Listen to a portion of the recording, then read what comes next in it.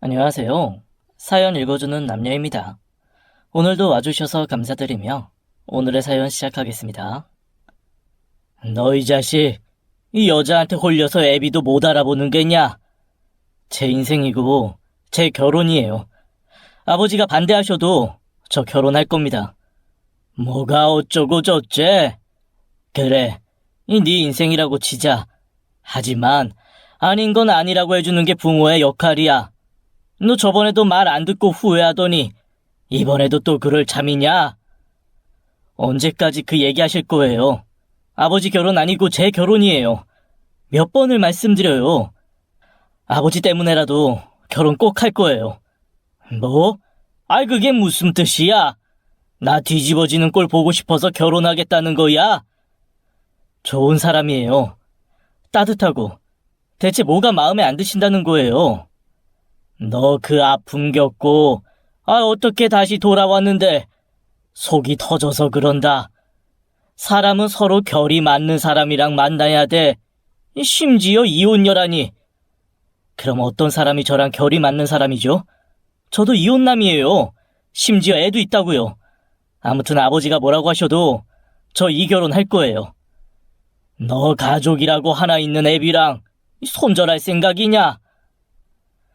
살면서 단 한 번도 부모의 뜻을 거스른 적 없던 아들이 결혼할 사람이라고 데려온 여자는 아들에 비해 한참 못 미치는 사람이었습니다. 세상 어느 부모가 내 자식을 부족한 사람과 결혼시키려고 할까요? 저 역시 크게 반대를 했지만 아들은 막무가내였어요. 도대체 어떤 여자길래 내 아들을 단단히 홀린 건지 마음에 들지 않았습니다.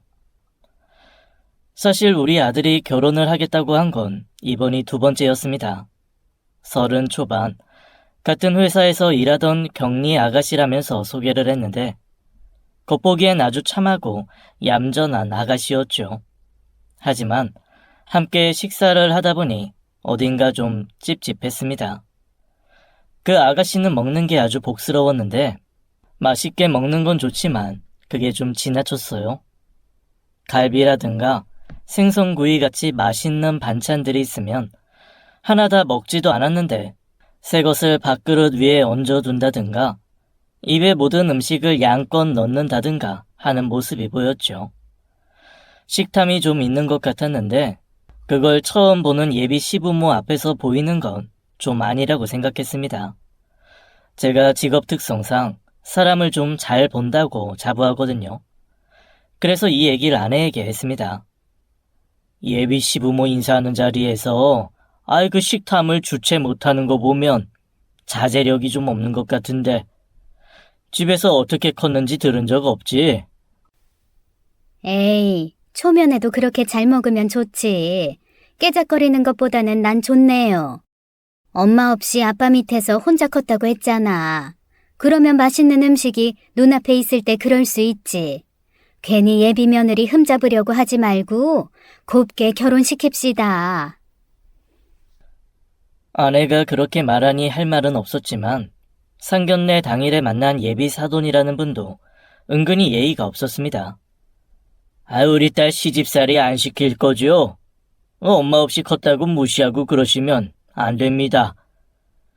그리고 음식이 나왔을 땐 아이고 음식이 좋네요. 역시 비싼 중국집 땄습니다. 여기에 빼갈 한 잔 딱 걸치면 딱인데 사돈 어떠십니까? 아버지, 오늘은 좀 참으세요. 저는 왠지 결혼시키고 싶지 않아 아내와 아들에게 넌지시 얘기했지만 아내와 아들은 완강하게 결혼을 미뤘습니다. 애 차분하고 괜찮은데 왜 그래요? 당신도 그 점은 좋다며. 결국 제가 졌고 아들은 빠르게 결혼을 했지만 제 촉대로 며느리는 결혼과 함께 아예 다른 사람이 되었습니다. 명절을 앞두고 아내가 전화라도 하면 저 엄마 없이 자라서 명절 음식 하나도 할 줄 몰라요. 저희는 명절 당일 아침에 갈게요. 사실 저는 명절에도 제사 안 지내 버릇해서 명절에 왜 시댁에 가야 하는지도 모르겠는데 일단 갈게요. 아내도 당연히 며느리 일 시킬 생각으로 전화한 건 아니고 오히려 그동안 복잡한 명절을 못 지냈을 것 같아서 그 좋아하는 갈비찜이나 좀 해주겠다고 전화한 건데 말이죠. 그뿐만이 아니었습니다. 우리 아내가 전화할 때는 일부러 안 받기도 하면서 지가 필요할 때는 아내를 식모 부리듯 했어요. 어머님, 이 사람이 곰국을 먹고 싶다는데 저 이런 거 할 줄 모르거든요. 어머님이 좀 만들어 주실 수 있어요? 어머님 아들이잖아요. 제가 너무 화가 나서 전화를 바꿔봤고 네가 할 줄 모르면 남편한테 사오라고 하면 되지. 시어머니한테 전화해서 이러는 예의는 어디서 배웠냐? 아, 이것도 예의가 없는 거였나요? 제가 엄마 없이 자라서 잘 몰라요. 제 생각엔 그동안 엄마 없이 자라서를 방패로 살아온 게 아닌가 싶더라고요. 그 말만 하면 많은 사람들이 안쓰러워하면서 잘해줬겠죠. 하지만 그게 저에게도 통할 거라고 생각했다면 큰 착각이었습니다. 임신을 했을 땐 난리도 아니었어요. 원래 임신을 하면 여왕으로 대해주는 거라지만 자기는 엄마가 없어서 그런다며 제 아내를 불러서 빨래 부탁까지 했었죠. 하지만 핏줄은 못 속인다고 며느리는 못마땅해도 태어난 손자는 눈에 넣어도 안 아팠습니다. 제 아들을 똑 닮은 손자를 보는 건 적적한 삶의 단비 같은 일이었습니다. 그런데 그렇게 3년이 지났을까요? 아들이 갑자기 말했습니다. 저 이혼하겠습니다. 뭐? 아이 갑자기 이게 무슨 소리냐? 며느리가 저희한테 하는 걸 보고 눈치챘어야 했는데 아들 입장이 곤란해질까봐 저희끼리 쉬쉬한 게 문제였습니다. 며느리는 저희에게 했던 것보다 더 심하게 아들에게 성질을 부려왔더군요. 밥을 먹을 때 아들이 반찬을 좀 많이 집어 먹으면 왜 당신 혼자 다 처먹느냐고 난동을 부렸고 동료들과 한잔하고 오는 날엔 술 마시는 남자가 제일 싫다면서 문을 열어주지도 않았다고 했습니다. 또 친구들이랑 놀러 다니느라 애 돌보는 일엔 관심도 없어서 아들은 휴가를 자주 썼다고 했어요. 제일 충격적인 사실은 장인 어른이라는 사람이었는데 툭하면 신혼집에 찾아와 돈을 빌려달라고 손을 벌렸더군요. 알고 보니 며느리의 아빠, 그러니까 사돈이 술만 마시면 가정폭력을 일삼는 사람이었더군요. 이런 얘기를 들으면 측은지심이 먼저 들어야 했지만 그동안 저희가 당한 것도 있고 내 아들에게 못되게 굴고 심지어 자기 아들을 키우는 데에도 관심이 없었다니 곱게 보일 수가 없었습니다. 저희는 당연히 아들의 이혼을 허락했고 아들과 며느리는 양육권을 가지고 다소 긴 싸움을 시작했어요. 다행히 경제권과 안전권이 인정되어서 손자는 아들이 데리고 올 수 있게 되었습니다. 완벽히 이혼을 끝낸 아들은 손자와 함께 다시 우리 집으로 들어왔어요. 저와 아내는 아들이 회사에 가 있는 동안 손주를 돌보며 행복한 날들을 보냈습니다. 이렇게 평온하게 살다가 마음 맞고 좋은 상대가 생기면 아들을 재혼시키고 싶다는 생각과 함께 말이죠. 그렇게 나름대로 평화로운 날들이 이어지다가 큰 사건이 터졌습니다. 저와 아들이 출근하고 아내와 손자만 집에 있던 어느 날 일하고 있던 저에게 갑자기 연락이 왔어요. 여보세요? 네. 병원이요? 누구요? 제 안사람이랑 손주가요. 차의 시동을 어떻게 걸었는지도 모르게 카오스 상태가 되어서 병원 응급실로 향했죠. 아내 상태가 많이 안 좋아서 긴급 수술을 해야 하니 보호자 동의서에 얼른 사인을 하라고 했습니다. 덜덜 떨리는 손으로 사인을 하고 아내는 수술실로 들어갔죠. 우리 손자는 어떻게 되었습니까? 어딨죠? 병원에 왔을 땐 이미 손을 쓸 수 없는 상태였어요. 일단은 저쪽 침대에 있습니다. 믿을 수 없는 현실에 눈물이 줄줄 흘렀어요. 아직 3살밖에 안 된 아기가 뭐가 그리 급하다고 세상을 떠났는지 싸늘한 손자를 안고 30분을 펑펑 울다가 문득 이유를 듣지 않은 게 생각났죠. 그런데 대체 무슨 사고로? 자세한 건 경찰이랑 얘기해 보셔야 할 것 같은데 일단 사인은 달리던 차에 교통사고입니다. 의사와 얘기를 하고 있는데 아들이 실내와 바람으로 달려왔습니다. 벌써 눈물로 온 얼굴이 젖어 있더군요.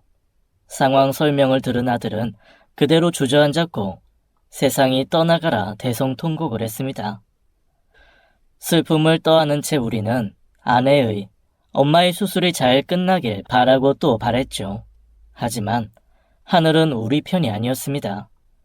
이미 심각한 상태로 수술실에 들어간 아내는 지독한 수술을 견디지 못하고 차디찬 수술실 안에서 세상을 떠나고 말았어요. 하늘은 사람이 감당할 수 있는 슬픔만 준다던데 어째서 이렇게까지 감당하기 힘든 슬픔이 우리에게 온 건지. 이건 슬픔이 아니라 고통이었어요. 3살 갓난 손자와 이제 막 환갑을 넘긴 아내의 장례식을 다 치르고 저희는 본격적으로 사인을 들을 수 있었습니다.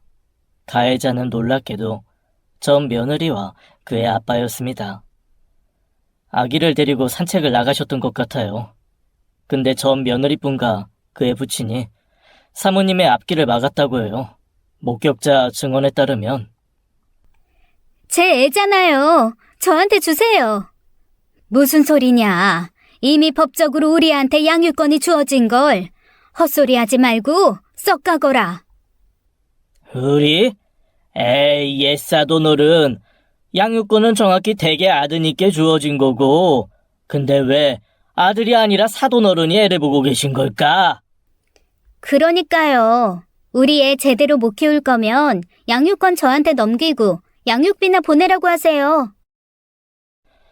그렇게 아이를 가지고 티격태격하던 중 아내가 애를 안고 두 사람의 손길을 피하다가 발을 잘못 디뎠고 차도 쪽으로 넘어졌는데 하늘도 무심하게 편의점 트럭이 달려오던 중이었다고 하더군요.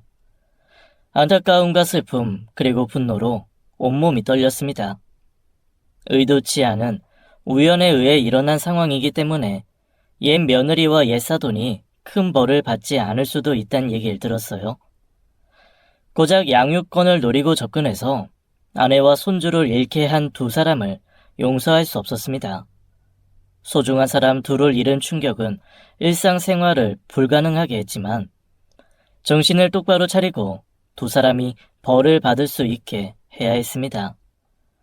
저는 인맥과 돈을 최대한 동원해서 그 두 사람이 최대한 오래 감방에 있게 해주었죠. 결국 옛 며느리와 옛 사돈은 인역징역을 살게 됐죠. 두 사람의 아까운 목숨과 저와 아들의 슬픔에 비하면 그것도 솜방망이 처벌이었지만 법이 그러니 어쩔 수 없었습니다. 재판까지 끝내놓고 나니 앞과 긴장이 조금 풀려서 정신을 놓을 것 같았지만 그제야 아들의 상태가 눈에 들어왔어요. 눈에 총기가 없고 밥 한술 제대로 뜨지 못했습니다. 저는 아빠였기 때문에 정신줄을 놓아선 안 됐죠. 한 달이 넘도록 침대에 가만히 누워만 있는 아들을 윽박지르고 어르고 달래가며 정신과 상담을 받게 하면서 저 또한 이를 악물었던 것 같습니다. 이때 아들의 나이는 아직 어린 32이었고 하나 남은 내 가족, 하나뿐인 아들을 잃을 순 없었으니까요. 직업 은퇴 시기가 겹친 게 다행이라면 다행이었어요. 시간이 날 때마다 대리기사 알바를 하고 모아둔 노후 자금과 퇴직금으로 생활비를 충당하면서 아들 뒷바라지를 했습니다. 이 녀석이 하루빨리 정신 차리길 바라면서요. 그렇게 1년 반이 지났을 무렵 아들 눈에 드디어 총기가 돌아왔습니다. 그리고 제 앞에 무릎을 꿇고 말했죠. 아버지, 저 이제 정신 차리고 살아보려고 해요.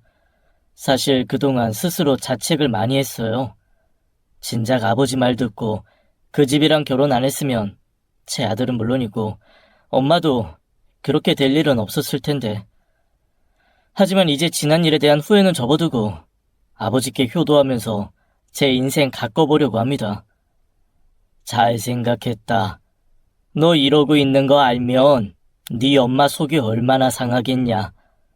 이제라도 정신 바짝 차리고 우리 둘이 잘 살아보자. 아버지, 정정한 분이었는데 저 때문에 많이 늙으셨네요. 흰머리가 잔뜩이에요. 녀석아, 흰머리는 원래 내 나이 되면 손쓸 수 없이 많이 자라는 거고, 저랑 염색하러 가요, 아버지. 그렇게 아들은 다시 일어났고 회사에 다녔던 경력을 살려서 자기 사업을 시작했습니다. 아들의 사업은 처음에는 좀 어려웠던 것 같습니다. 새벽에 집에 들어올 때가 많았고 처음엔 수익도 안 나는 것 같더니 사업 시작한 지 1년쯤 되었을 때 조금씩 수익이 나는 것 같았습니다. 3년쯤 되었을 땐 직원도 5명으로 늘어났죠. 무엇보다 직원들 월급을 잘 챙겨야 된다. 그게 1순위야. 저는 아비랍시고 잔소리도 좀 하고 그랬는데 아들은 몸에 힘 꽉 주고 말했죠. 아버지, 저 직원들 보너스도 줘요. 굽어있던 아들의 어깨가 점점 퍼지는 걸 보는 부모의 마음, 얼마나 기특하고 애틋한지 아시는 분들은 아실 거예요. 어려움을 잘 이겨내고 장성한 아들이 대단하다고 생각했죠. 그렇게 5년쯤 흘러 아들 녀석이 38이 되었을 때는 어디 내놔도 부족하지 않을 정도의 사업가라고 부를 수 있었습니다. 아주 큰 사업은 아니어도 돈 넉넉히 벌고 살 수 있으면 그걸로 된 거잖아요. 이제는 아들이 좋은 사람 만나서 다시 안정적인 가정을 꾸리길 바랬습니다. 언제까지 이 늙은 애비랑 같이 살 순 없었으니까요. 그래서 넌지시 속을 떠봤습니다. 아들, 어디 좋은 사람 있는지 좀 알아볼까? 요즘엔 결혼할 사람 소개해주는 회사도 있다던데. 에이, 아니에요. 결혼은 무슨. 왜? 결혼 안 하고 싶어? 저 결혼하면 아버지 외롭잖아요. 결혼해도 아버지 모시고 살 수 있는 사람이랑 하려고요. 아이고, 웃기지 마라. 너 없어도 나 혼자 잘 먹고 잘 살 수 있다. 그리고 요즘 세상에 어느 여자가 혼자 남은 시아버지 모시고 싶어 해. 자식 혼삿길 막는 부모 되고 싶지 않으니까 날 신경도 쓰지 말어라. 그렇게 말을 했는데도 제가 결혼 얘기를 할 때마다 얼버무리더군요. 첫 번째 결혼의 상처가 아직 남아있을 수도 있고 지가 좋은 사람 생겨서 하고 싶은 마음 들면 어련히 하겠지 하고 냅뒀는데 정말로 그 때가 왔습니다. 아들이 40살이 되던 해 녀석이 결혼할 사람이라고 여자를 데리고 왔어요. 아들이 데리고 온 여자의 첫인상이 어땠냐고 물으면 저는 고민 없이 안 좋다고 말할 수 있었습니다. 왜? 세상을 오래 살고 나면 설명하지 않아도 눈에 보이는 것들이 있잖아요. 며느리감의 얼굴에는 순탄치 않았던 삶의 흔적이 담겨 있었습니다. 어딘가 어두운 표정이 기본적으로 깔려 있었고 자꾸만 사람의 눈을 피하는 것도 어딘지 모르게 찝찝했어요. 저에게 공손하게 대했고 아들에게도 잘하는 것 같았지만 어딘가 우울해 보이는 모습이 썩 마음에 들지 않았습니다. 첫 번째 결혼 실패에 대한 트라우마가 있다 보니 두 번째 결혼 상대를 좀 더 꼼꼼하게 볼 수밖에 없었습니다. 저도 모르게 마치 범죄자를 신문하는 경찰처럼 하나하나 물어보게 되더군요. 이런저런 질문을 끝낸 후 알게 된 사실은 더더욱 가관이었습니다. 아들이 며느리감이라고 데려온 여자는 첫째, 이혼녀였습니다. 하지만 이건 아들도 이혼남이었으니까 괜찮았는데요. 문제는 이혼 이유를 죽어도 말 안 했다는 겁니다. 만약 전 남편이 잘못해서 이혼한 거라면 대답을 했을 텐데 대답을 못하는 꼴이 혹시 본인 잘못으로 이혼을 한 건가? 그러면 문제인데 란 생각을 하게 됐죠. 심지어 5년간 결혼 생활을 했는데 애가 없다는 점도 왠지 찝찝했습니다. 둘째, 직업이 탐탁지 않았어요. 아들 사무실 근처에 있는 식당에서 밥을 하고 서빙을 한다고 했는데 그 점이 좀 그랬습니다.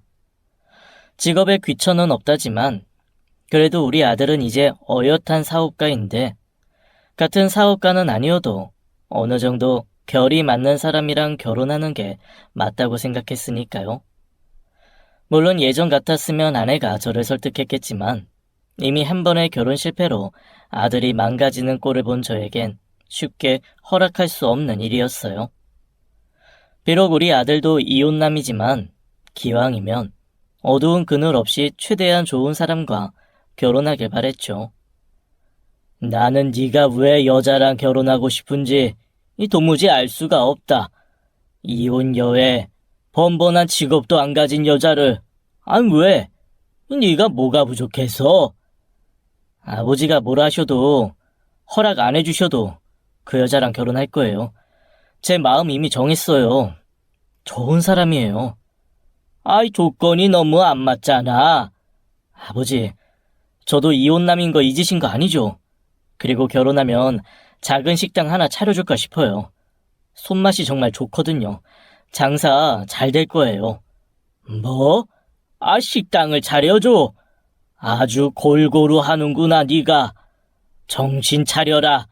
난 이 결혼 절대 허락 못한다. 말씀드렸잖아요. 저 아버지 허락 없어도 결혼할 거라니까요. 언제든 제발 결혼 좀 하라면서요. 저 사람도 아버지 모시고 살 수 있다고 했어요. 나 모시고 살 생각 안 해도 된대도 나는 혼자 살아도 되니까 제발 더 멀쩡한 여자를 데리고 와. 저도 아들도 물러서지 않는 날들이 계속되었습니다. 매일같이 결혼 문제로 저와 아들 사이에 큰 소리가 났죠. 평소에 특히 큰 일을 한번 겪은 후엔 더더욱 저에게 군소리 한번 하지 않았던 아들인데 결혼 얘기만 나오면 예민하게 나를 세우는 모습이 마음 아팠어요. 이러다 진짜로 인연이 끊어지겠다 싶다는 생각이 들 무렵 결국 저도 결혼을 허락했죠. 예로부터 자식 이기는 부모는 없다고 했으니까요. 양쪽 모두 재혼이었던 만큼 결혼식 양가에 아주 가까운 친인척들만 초대해 치러졌습니다. 아들의 신혼집은 집에서 아주 가까웠습니다. 원래는 자꾸만 집에 들어오겠다고 해서 제가 한마디 했죠. 내가 이 결혼 탐탁치 않아 했다는 거 기억해라. 같이 살지 않는 게 이 관계를 위해서도 좋을 수 있어. 아들은 알겠다면서 대신 가까운 곳에 신혼집을 얻겠다고 했죠. 그것까지는 뭐라고 할 수 없고 저 또한 그래도 아들이 가까운 곳에 사는 게 좋을 것 같아 그러라고 했습니다. 그리고는 이제 크게 관심을 갖지 않으려고 했는데 문제가 있었어요. 못마땅한 며느리가 자꾸만 집에 온단 거였죠. 절대 빈손으로 오지도 않았습니다. 양손에 반찬을 잔뜩 가지고 왔어요. 잘 보이려고 이럴 필요 없다. 어차피 나는 너희 둘에게 큰 관심 두지 않을 테니 이럴 시간에 네 남편이나 잘 챙겨. 반찬 만드는 거 어려운 일도 아닌데요, 뭐. 아버님 혼자 적적하실 것 같아서요. 다른 의도 없고 그냥 밥 잘 챙겨 드세요. 제가 핀잔을 주지 않을 땐 조용히 반찬만 좀 놓고 대충 집안 정리를 하고 갈 때도 있었어요.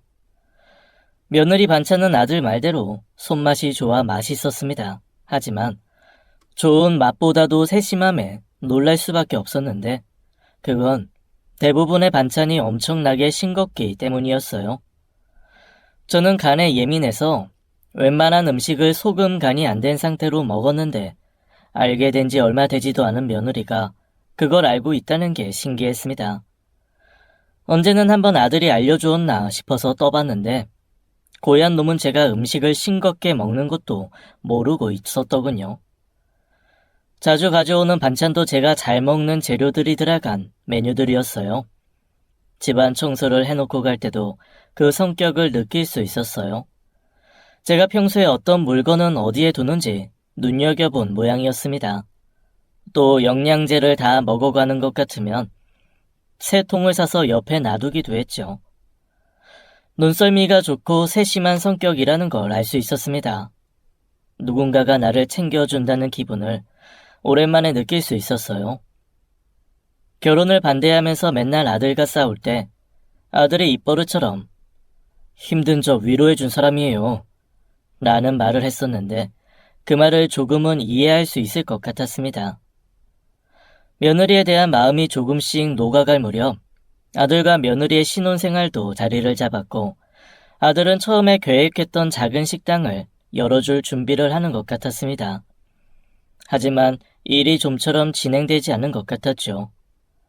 아이, 당장 식당 열어줄 것처럼 굴더니 왜 안 열어줘? 아이, 집사람 반대를 해서요. 아니, 왜? 그냥 집에서 살림이나 하고 싶대? 네? 아니요. 지금도 원래 일하던 식당에서 일하는데요. 뭐? 아이, 사업가 마누라씩이나 돼서 아직도 식당 종업원을 하고 있단 말이야? 네. 일 안 하고 놀면 남편 돈 보고 결혼한 여자처럼 보일 것 같다고요. 그럼 걔는 식당 일 계속하면서도 우리 집 와서 반찬 주고 청소하고 그랬단 말이야. 그러니까 며느리 좀 예뻐해줘요, 아버지. 좋은 사람이라고 제가 계속 말하잖아요. 뜻밖의 반전이었습니다. 저는 솔직히 어느 능력 없는 이혼녀가 돈 많은 남자 잡아서 팔자 피려고 한다는 생각을 좀 했거든요. 유치하고 부끄럽지만 말이죠. 그래도 자식 가진 부모의 마음이니 이해를 부탁드립니다. 아무튼 그래서 결혼하고 나면 집에서 살림을 하면서 살 거라고 생각했고 그래서 당연히 남은 시간에 저를 돌보러 오는 건 줄 알았는데 아니었던 거죠. 그때 며느리를 향해 잠가둔 마음의 빗장이 하나 풀렸던 것 같습니다. 그래서 처음으로 아들에게 물었어요. 왜 네가 계속 힘든 시절에 위로해준 사람이라고 했지 않냐? 어디서 어떻게 만난 게야? 뭘 어떻게 위로해준 거야? 저 사람 일하는 식당이 우리 사무실 근처에 있거든요. 저 그때 정신 차리긴 했지만 사실 일 말고는 아무것도 관심이 없을 때였어요. 나를 위하는 게 뭔지도 몰랐고 그냥 돈만 많이 벌고 사업 성공하고 싶었거든요. 밥도 그냥 살기 위해 먹었죠. 그래서 맨날 사무실이랑 가까운 식당에 갔는데 어느 날 정신을 차려보니 자기가 시키지 않은 메뉴들도 나오더라는 겁니다. 이거 제가 안 시켰는데요? 아, 근데 맨날 똑같은 것만 드셔서 건강에 안 좋을 것 같아서요. 좀 맞춰서 서비스로 같이 드렸어요. 그때 아들은 누가 머리를 땡하고 친 느낌이었다고 했어요. 그리고 그 후로는 가까워서가 아니라 자기도 모르게 발길이 그쪽으로 향했다고 했죠. 그리고 제가 며느리에게 느낀 점을 그대로 느꼈더라고요.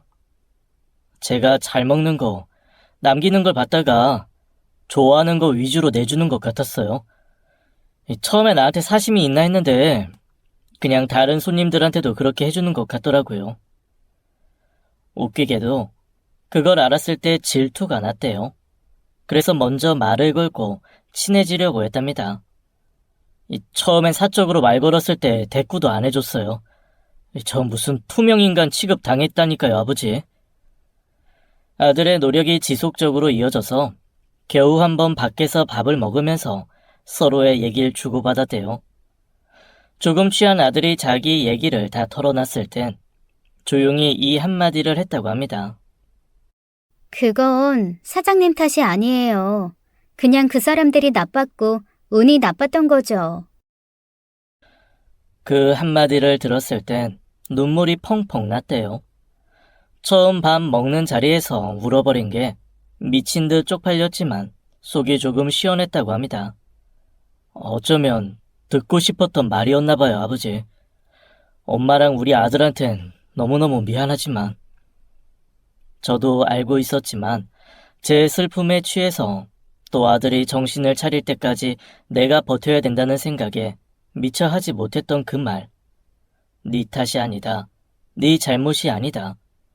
애비인 제가 못해준 말을 며느리가 해줘서 아들의 아픔이 조금 지워졌다니 그렇게 탐탁치 않았던 며느리가 고맙게까지 느껴졌죠. 그리고 저와 아들이 같이 설득해서 며느리는 자기 식당을 갖게 됐습니다. 소박하게 테이블이 5개 정도 있는 백반집을 차렸죠. 식당이 잡은 만큼 큰 대박집은 아니었지만 며느리 손맛이 좋다 보니 동네에서 아는 사람들 사이에서는 입소문을 타고 그럭저럭 장세가 되는 모양이었습니다. 제가 갈 때마다 손님이 2-3 테이블은 차 있었죠. 그걸 보는데 왜 해준 것도 없는 내가 뿌듯하던지 처음 느껴보는 부모의 마음이 생겼습니다. 의아해 하시는 분들도 계실 텐데 그때 저는 이미 며느리에 대한 마음이 완전 바뀌어 있는 상태였어요. 하지만 어른답지 못한 자존심이 좀 있고 또 머쓱해서 그걸 티내지 못했죠. 그래도 가끔씩 배달 알바를 하는 날엔 며느리 식당에 가서 밥을 먹곤 했습니다. 아들 말대로 우리 며느리 손맛이 좋아서 어디 비싼 식당에서 먹는 밥보다 며느리의 소박한 반찬 몇 개와 국에 밥을 먹는 게 맛있었거든요. 그날도 배달 알바가 일찍 끝난 날이었어요. 게다가 다음 날이 며느리 생일이라 나름 신경 써서 준비한 생일 선물을 들고 식당으로 향했습니다. 생일 선물을 슬쩍 전하면서 우리 아들이랑 결혼해줘서 고맙다고 할 생각이었어요.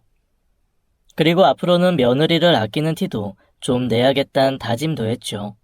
그런데 가벼운 발걸음으로 도착한 식당은 아주 난장판이었습니다. 테이블이며 각종 그릇들이 전쟁이 휩쓸고 간 것처럼 널브러져 있었고 음식들을 부엌을 넘어 홀을까지도 여기저기 쏟아져 있었어요. 이건 필히 누군가 와서 난동을 부린 거였죠. 도둑이 들었던 건가 생각하면서 며느리를 찾아보는데 주방 한 구석에서 울고 있는 며느리의 모습이 보였습니다. 얘야, 이게 무슨 일이냐? 도둑 들었어? 숨죽여 눈물을 쏟던 며느리는 고개를 들어 제 얼굴을 바라봤습니다. 그리고 아주 펑펑 울었죠. 이유도 모르는데 마음이 안 좋았습니다. 마냥 나에게 딸이 있고 우리 딸이 울면 이런 기분이겠구나 싶었죠. 며느리는 애써 눈물을 그치고 말을 이었는데 상상도 못한 충격적인 소리를 했어요. 아버님, 저 이혼할게요. 안 되겠습니다. 아버님도 어차피 저 마음에 안 들어 하셨잖아요. 이혼할게요. 이혼하겠습니다. 그게 무슨 소리냐? 결혼해서 잘 살고 있는 줄 알았는데 그게 아니야. 무슨 일이야? 갑자기 무슨 이혼? 아들은 분명 행복해 보였는데 우리 아들만의 생각이었던 건지 며느리는 남모를 고충이 있던 건지 아니면 나 때문인지 내가 여전히 자기를 미워한다고 생각해서 근데 이 난장판은 뭐지? 속으로 온갖 생각들이 스쳐 지나갔습니다. 하지만 일단은 잔뜩 경양돼서 울고 있는 며느리를 달랠 타이밍이었죠. 저는 며느리가 눈물을 멈출 때까지 조용히 기다렸습니다. 어질러진 식당을 치우면서 말이죠. 넘어진 식탁과 의자를 바로 세우고 나뒹구는 그릇들을 정리하고 깨진 것들을 모두 쓸어서 버리고 여기저기 터진 폭탄처럼 흩어져 있는 음식물들을 치우고 닦았어요. 그리고 겨우 정리된 식당 한가운데 식탁에 며느리를 앉히고 차분히 이야기를 나눴습니다. 자, 이제 얘기를 해보자. 무슨 일 있던 거야? 할 말이 많은 듯 입을 달싹이던 며느리는 이윽고 다시 눈물을 흘리기 시작했습니다.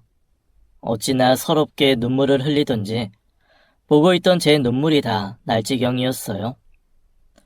며느리는 주체 못할 눈물을 애써 견디면서 조금씩 어렵게 얘기를 시작했죠. 제가 이혼한 건 아버님도 아시죠? 사실 전 남편이 찾아왔어요. 첫 마디부터 충격적이었습니다. 여긴 어떻게 알고 온 건지 손님들이 있는데도 바락바락 소리를 지르길래 일단 손님들을 내보냈어요. 야, 네 팔자 폈다. 나 감옥 보내놓고 너 혼자 남자 꼬셔서 식당도 차리고 아이고, 이거 꽃뱀이 따로 없네. 꽃뱀이 따로 없어. 그 얼굴로 잘도 꼬셨다. 야, 그럼 돈 많지? 좀 줘봐. 당신한테 줄 돈 없어. 나가. 여기 내 식당이야. 나가. 그래? 돈이 없어? 네 식당인데 왜 돈이 없을까? 어떻게 돈 줄 생각이 좀 들게 해줄까? 여기 이 식당 비싼 건가? 이거 부셔버리면 돈 좀 생기려나? 하지 마. 여기 있는 거 건들기만 해봐. 그러니까 돈을 내놓으라니까. 그럼 나도 힘쓸 필요 없지. 우리 쉽게 가자고. 500 아니 300만 줘봐. 내가 많이 봐줬다. 나가라고. 어허, 돈 줄 생각이 없으시다. 그럼 뭐 돈 줄 생각이 들게 해줘야지. 그리곤 식탁, 의자 할 것 없이 손에 잡히는 건 모두 던져버렸고 며느리가 온몸으로 말리려고 하자 며느리를 주방 구석으로 던져버린 채 주방에 있는 음식마저 다 쏟아버렸다고 했습니다.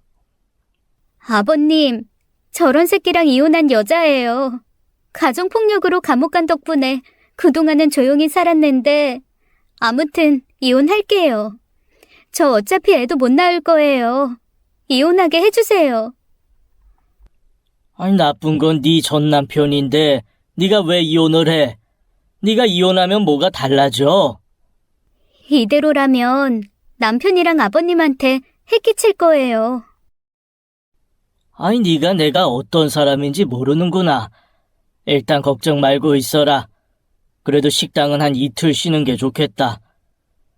그제야 아직도 손을 떨고 있는 며느리의 모습이 보였습니다. 본 적도 없는 며느리의 전 남편이라는 자식에 대한 분노가 끌었죠. 가정폭력으로 감옥까지 간 정도면 보통 수위가 아니었을 게 분명했는데 이것저것 궁금한 게 많았지만 이제 막 가해자를 조우한 며느리에게 물을 일은 아니었어요. 며느리를 집에 보내고 아들을 집으로 소환했죠. 너 예전에 서로 속 얘기 다 했다고 했지. 그럼 네 마누라 전 남편에 대해서도 아는 거 있냐? 왜요? 그 자식 출소했나? 아니 무슨 일 있었어요? 묻지 말고 일단 어떤 자식인지 좀 말해봐. 네가 들은 거 그대로 다 말해봐라. 일단 이 손버릇이 진짜 안 좋은 자식이었어요. 연애할 땐 안 그랬는데 결혼하고 나선 하루가 멀다 하고 술 마시고 또 술 마시면 손을 많이 댔나 보더라고요. 얼굴 손찌검은 물론이고 주먹질도 꽤 한 것 같아요. 얘기를 들으면 들을수록 속이 뒤집혔습니다. 마누라가 식당 일에서 벌어온 돈으로 집에 처박혀 술 마시고 노름하는 전형적인 질 나쁜 남편이었더군요. 가끔은 여자도 만나는 것 같아서 그거 가지고 뭐라고 하면 어김없이 손찌검이 날아왔다고 했습니다. 아이 그걸 신고도 안 하고 그대로 당하고 살았단 말이야. 그 동네가 워낙 그런 동네라 그냥 부부싸움 정도로 치부한 것 같더라고요. 이런 아이 며느리가 자기 어차피 애도 못 가질 거라고 하던데 그건 무슨 소리야? 네? 대체 무슨 일이 있었길래 그 얘기까지 나온 거예요? 아니 남편이 때려서 유산을 2번이나 했더라고요. 그래서 앞으로는 임신 가능성이 낮다고 2번째 유산했을 때 병원 사회복지팀에서 고소해줘서 감옥 간 걸로 알아요. 이 새끼. 왜요 아버지? 대체 무슨 일이 있던 거예요? 그 자식이 식당에 찾아왔다. 아주 그냥 식당을 다 때려 부셔놨더구나. 울고 있는 거 달래주고 내가 식당 정리 좀 해주고 오는 길이야. 네? 그 미친놈이 여길 어떻게 알고? 이 자식을 그냥? 너랑 이혼하겠다고 울고불고 난리치는 거 달래놓고 왔으니까 너도 집 가서 잘 달래줘. 저한테 민폐 끼칠 거라고. 그래서 처음에 결혼도 계속 까였어요, 저. 나한테도 그러던데. 자기가 우리한테 해를 끼칠 거라고. 전 남편 때문인 것 같아요. 하도 미친놈이니까 우리한테도 해코지 할까봐. 미리 말하는데 아버지, 저 이혼할 생각 없어요. 나도 이혼시킬 생각 없다. 가라, 늦었다. 예, 감사해요, 아버지. 그 후로 배달 알바 끝나는 날에는 늘 며느리 식당으로 퇴근을 했습니다. 또 그 미친 전남편 자식이 와서 며느리를 괴롭힐까 봐서요. 한 번쯤은 직접 보고 싶다는 생각도 했죠. 그렇게 거의 매일 같이 며느리 식당으로 퇴근 도장을 찍던 어느 날, 며느리가 저를 붙잡고 말했습니다. 아버님, 힘드실 텐데 식당 그만 오셔도 돼요. 만약에 또 오면 제가 경찰에 신고할게요. 그런 놈들한텐 신고보다 매가 약이다. 걱정 말아라. 그래도 아버님 건강도 챙기셔야 하고 그 인간 손버릇이 진짜 안 좋아요. 그리고 제가 너무 죄송해서. 걱정 말래도. 난 내가 알아서 하마. 너는 네 걱정이나 해. 며느리는 그렇게 저를 말리곤 했지만 제 고집도 만만치 않았죠. 그러던 어느 날 드디어 그놈과 마주할 수 있었습니다.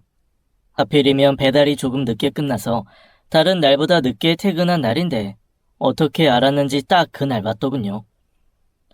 제가 식당에 도착했을 땐 등치 커다란 남자가 테이블 하나를 엎으려고 하고 있던 순간이었어요. 저는 바로 달려가서 그놈 팔을 꽉 잡았죠. 놔라. 웬 늑다리가 참견을 다 하네? 답지 않게 팔 힘은 좀 있나 본데 차 맞고 노인병원 가지 마시고 팔로 오쇼? 후회하지 말고 놓으라고 했다. 언제나 그렇듯 제정신이 아닌 놈이 말을 들을 리 없죠. 녀석은 저를 힘껏 뿌리치고 귀엽고 식탁을 저를 향해 던졌습니다. 하지 마! 아버님, 괜찮으세요? 며느리가 소리를 치며 저에게 달려왔고 전남편 자식은 그제야 제가 누군지 안 모양이었습니다. 아버님? 그쪽이 인연 시아버지 되시는 분이구만. 그럼 돈 좀 있으시겠네. 얘가 자꾸 돈이 없다고 하는데 그쪽 노인네는 있으신가? 자, 한 500만 빌려주십시오. 그럼 식당은 고이 냅둘게. 나가라고 했어? 신고할 거야. 해, 신고. 이미 니녀 때문에 빨간 줄 쭉쭉 그어진 몸인데 내가 그깟 신고가 무섭냐? 나 취업 못하는 것도 니 때문인 거 알지? 그러니까 네가 책임지고 돈 내놓으란 말이야. 며느리가 또 한 소리 하려고 하길래 제가 말렸어요. 인간 쓰레기 같은 자식. 야, 네가 그러고도 사내 자식이라고 할 수 있냐? 감옥식이나 갔다 왔으면 쪽팔리는 줄 알고 조용히 살아야지. 근데 이 노친네가. 저의 직원에 눈이 돌아버린 자식은 다가와 저를 몇 대 더 때렸죠. 저는 일부러 몇 대 맞아주었습니다. 그래야 그 자식을 패버려도 정당방위로 인정이 되거든요. 주변에 목격자들이 많은 것도 좋은 상황이었죠. 뭣도 모르고 저를 몇 대 때린 전남편 자식은 의기양양해서 저에게 큰 소리를 쳤습니다. 그러게 어르신은 집에서 장기나 두시지 왜 여기까지 와서 험한 꼴 당하셔요. 돈 달라고 했을 때 바로 주시면 좋았을걸. 멍청하게 돈 아끼려다가. 헛소리를 하느라 방심한 틈을 타서 그놈의 턱주가리를 주먹으로 날려버렸습니다. 그리고 젊은 시절 배워서 실전에 많이 써먹었던 태권도 4단, 유도 3단, 합기도 3단, 도합 10단의 능력을 발휘해 있는 힘껏 그놈을 두들겨 팼죠. 좀 오래 쉬기도 했고 나이가 있어서 걱정했는데 예상한 대로 그놈은 역시 등치만 믿고 설치는 놈이었습니다.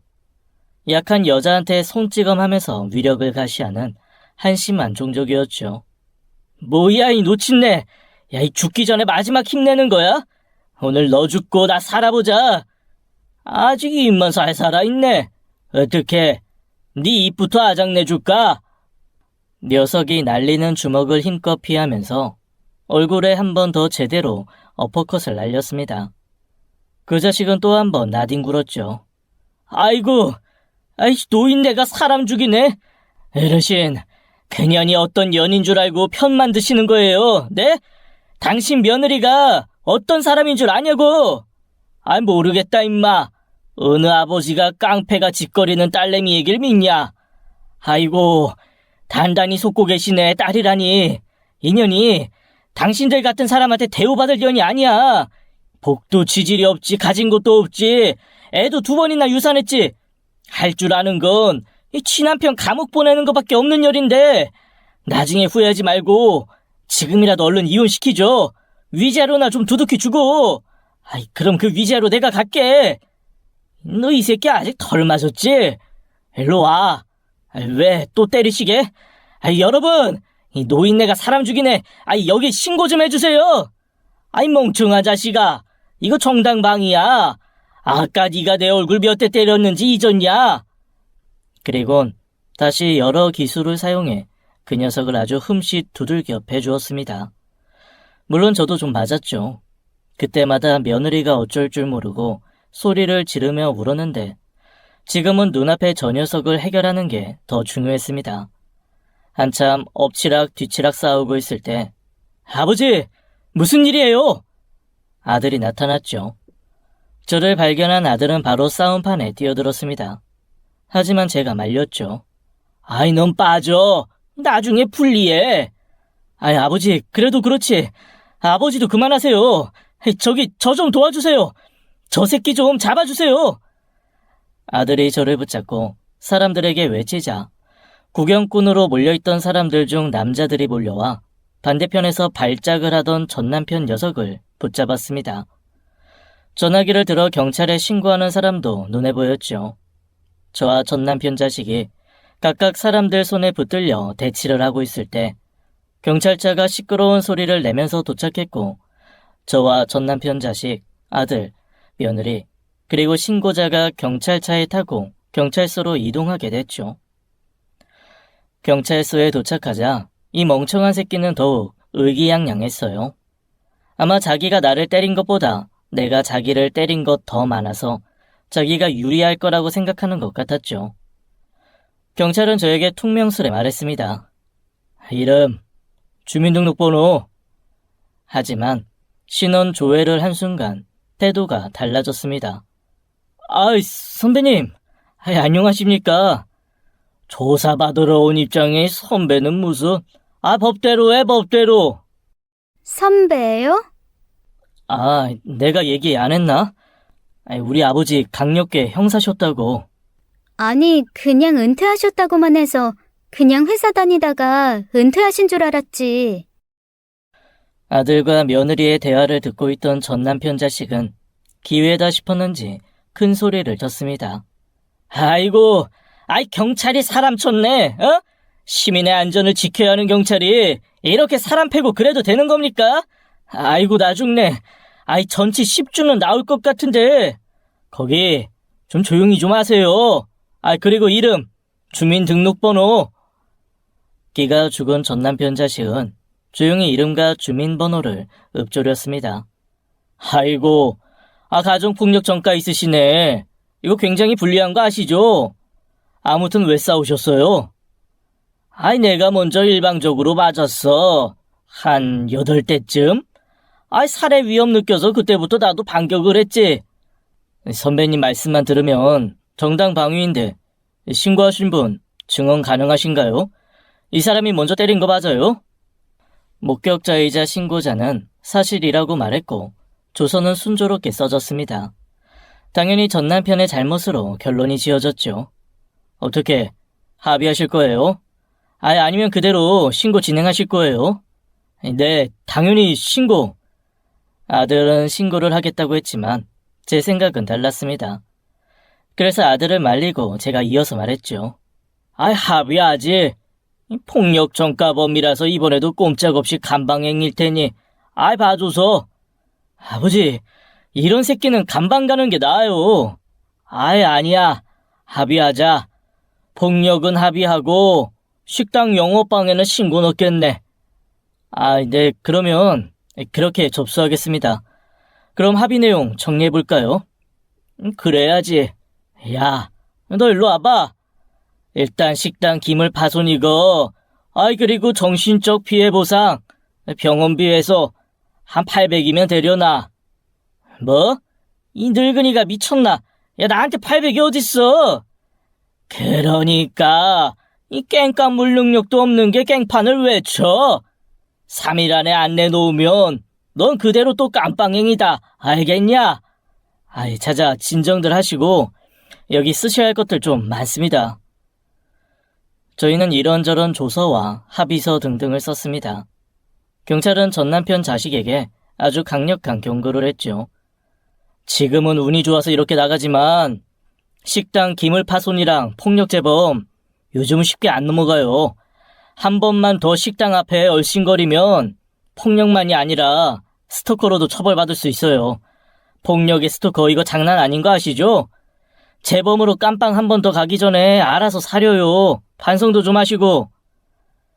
전 남편 자식은 뻘개진 얼굴로 죄송합니다 하는데 완전히는 아니지만 속이 좀 시원하더라고요. 그리고 저희는 경찰서에서 나왔는데 저는 문제의 전 남편 자식을 조용히 불렀습니다. 그리고 귓가에 조용히 속삭여줬어요. 너, 그동안 힘없고 약한 내 며느리 괴롭히면서 즐거웠는지 모르겠는데 앞으로는 아니야. 한 번만 더 내 며느리 앞에서 얼씬거려봐. 그땐 취도새도 모르게 사라지는 거야. 알아들어? 내가 형사생활 30년 하면서 너 같은 새끼 한두 번 본 게 아니야. 다음에 신고 따위 없어. 내가 그냥 너 묻어버릴 거니까. 너 같은 쓰레기한텐 이 콩밥도 아깝거든. 그냥 쥐도 새도 모르게 없애버리는 게 깔끔하지. 무슨 말인지 알아듣지? 다시는 우리 앞에 나타나지 말고. 목소리에 힘 꽉 주고 오랜만에 형사 노릇 좀 했습니다. 전 남편 자식은 대답도 못하고 꽁지가 빠지게 도망가더군요.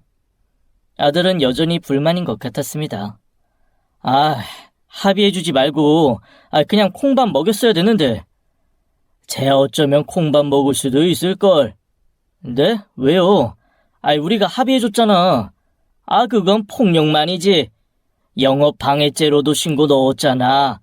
그건 반의사 불벌죄가 아니라서 합의해도 경찰에서 검찰로 송치할 거야. 네? 그게 뭐예요? 피해자가 합의를 해도 법적으로 무조건 재판이 열리는 범죄들이 있어. 이 영업방해죄가 그중 하나고. 와, 우리 아버지 무서운 분이셨네. 그렇게 아들과 대화를 나누고 있는데 어디선가 훌쩍이는 소리가 들렸습니다. 며느리였죠. 넌 또 왜 우냐? 아버님, 감사합니다. 그리고 죄송해요. 그놈의 죄송하다는 소리 그만 듣고 싶다. 감사합니다는 많이 해라. 듣기 좋으니까. 계속해서 우는 며느리를 보자니 마음이 좋으면서도 안 좋았습니다. 이렇게 험한 일을 많이 당하고 산 착한 애를 처음에 마음에 안 든다고 상처를 준 것 같아서 새삼 그것도 좀 미안했죠. 앞으로는 우리 아들과 행복하게 잘 살길 바라는 마음이 들었어요. 아무튼 그 후로 전 남편 녀석은 두 번 다시 며느리를 찾아오지 않았고 우리 세 가족은 평화롭고 행복하게 살았습니다. 아무 일도 없다는 듯 평화로운 다른 집들처럼 웃음꽃 피는 날들이 계속되었죠. 미리 세상을 떠난 아내와 어린 손자의 납골당에도 셋이 같이 종종 찾아갔습니다. 아내가 아들이 결혼해서 잘 살고 있는 모습을 봤다면 좋았을 텐데 라는 아쉬움이 들 때마다 제가 아들 부부에게 더 잘해줘야겠다는 생각이 들었죠. 시간이 흐를수록 제가 맨 처음 며느리 얼굴에서 보았던 그늘이 사라지는 게 느껴졌습니다. 그걸 보는 제 마음도 퍽 좋더군요. 그리고 2년이 지나 우리 아들이 43살, 며느리가 41살이 되었을 때 기대도 안 했던 좋은 소식이 들려왔어요. 아버님, 부끄럽지만 저 임신했어요. 임신? 너무 잘했다. 세상에나. 애들 나이가 나이고 또 며느리가 겪었던 일들도 있어서 기대도 안 하고 있었던 일이었는데 임신이라니. 이건 힘든 일 겪으면서 어려운 상처를 가지고 산 두 사람에게 하늘이 이제야 준 축복이었습니다. 그래서 태명은 축복으로 지었죠. 아들 녀석도 늙음하게 자식을 하나 더 본 게 신난 모양이었어요. 아주 금이야 오기야 며느리를 대하면서 식당 운영을 잠시 그만두길 바랬는데 며느리는 단골 장사라 문을 닫을 수 없다면서 식당을 계속 운영했습니다. 아들도 저도 그게 너무 못마땅했어요. 안 그래도 노산인데다가 예전에 안 좋은 일도 있었으니 웬만하면 식당은 쉬길 바랬거든요. 그래서 제가 결단을 내렸습니다. 너 애 낳고 오는 동안 이 식당 내가 보는 게 어떻겠냐? 네? 아버님이요? 어떻게? 아유, 어차피 주방에 요리해 주시는 분 계시고 카운트 보고 청소하고 마감 좀 하고 그러면 되는 거 아니야? 물론 네 손맛이 없는 건 좀 아쉽겠지만 일단은 네 몸이랑 축복기가 우선 아니겠냐? 아니, 그건 그런데 아버님께 죄송해서요. 아니 나도 이참에 새로운 일도 해보고 좋지. 제3의 인생 시작이라고 생각하고 일하면 재밌을 것 같은데. 아버님, 그렇게 해서 저는 지금 6달째 식당을 운영하고 있습니다. 몇 년 전까지만 해도, 아니 당장 1년 전까지만 해도 내가 식당 일을 할 거라고는 상상해 본 적도 없는데 사람 인생 참 모릅니다. 단골 손님들은 처음엔 저를 불편해하더니 이제는 종종 며느리 안부도 먼저 물어보면서 순산을 기원해주곤 합니다. 우리 며느리가 손님들에게도 얼마나 좋은 사람이었는지 매번 깨닫고 있어요. 그렇게 우리 세 가족은 한바탕 전쟁을 지나 이제는 완전한 행복을 위해 한 걸음씩 걸어나가고 있습니다. 다음 달이면 이제 우리 축복이가 세상에 태어날 거고요. 그날이 되면 저희는 조금 더 충만한 행복 속에서 살 수 있겠죠. 제 사연은 여기까지입니다. 우리 며느리 축복이 잘 낳으라고 여러분도 기원 좀 해주세요. 사연 들어주셔서 감사합니다. 모든 가정에 평화가 있기를 바라겠습니다. 지금까지 사연 읽어주는 남녀였습니다. 끝까지 함께 해주신 여러분 감사드리며 저희는 다음 사연으로 돌아올게요. 감사합니다.